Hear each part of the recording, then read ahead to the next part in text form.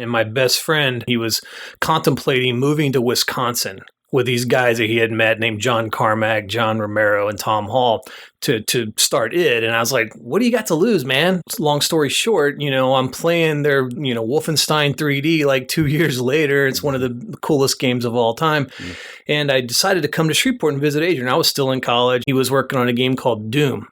And at that point, it was like, holy shit, this is the renaissance of gaming. This is it. And this is everything. And I left my last semester of college. I didn't get my degree. I'm one class shy of my degree. I went and moved in on the, Adrian's spare waterbed that didn't have a heater. It was a freezing waterbed. I'm sitting there in this waterbed freezing, sending out applications. And with 6 months after I came to Dallas, I was hired to be the creative director of marketing at Apogee Software. Mm-hmm.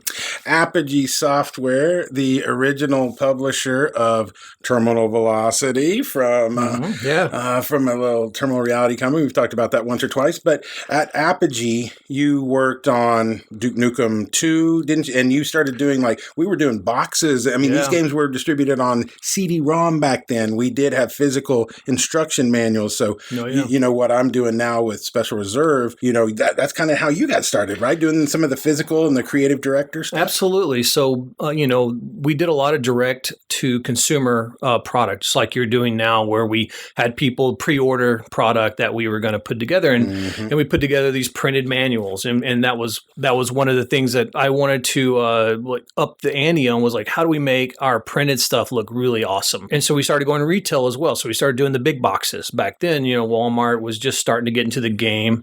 And we had, Rise of the Triad was one of the first games I got to work on retail. You mentioned Terminal Velocity. And then the big one that was one of my big moments in my career was working on Duke Nukem 3D. And I did the box for that and the logos, and I got to do all the ads and all the placements. That was really where I got my start, was doing the marketing side of things. And I kept asking my bosses, I want to make the games. I don't want to just do the print stuff. I want to make them. And they kept, no, you're really good at your job. You just do your job. I got a little frustrated, so I brought in my own personal computer and I set it next to my Macintosh that I was doing the desktop publishing on. And during lunch, I would do pixel art. And so I started learning how to do pixel art so that I one day could hopefully make my own game. I mean, I live, 4 blocks away from 3D Realms? Yeah, and that was a cornerstone company, right? Yeah. I mean, they were the reason why id Software came here. Right? I mean, Scott Miller tricked him to moving to Mesquite, but thank God, because Dallas in particular is where there's so many companies that spawn from Apogee, spawn from 3D Realms, spawn from id Software. You went on to be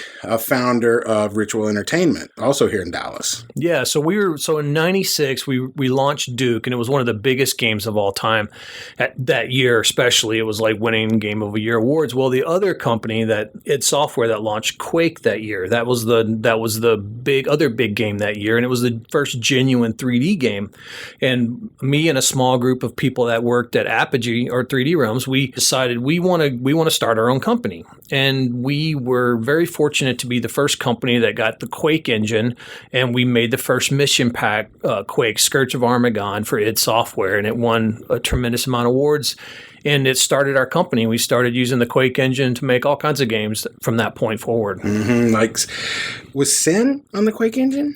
Yes, Sin was Quake 2. Okay, so Sin was the Quake engine. Heavy Metal Fact 2 was a Quake 3 engine. Mm-hmm. We worked on Star Trek games. Lord of the Rings games. Counter-Strike Condition Zero.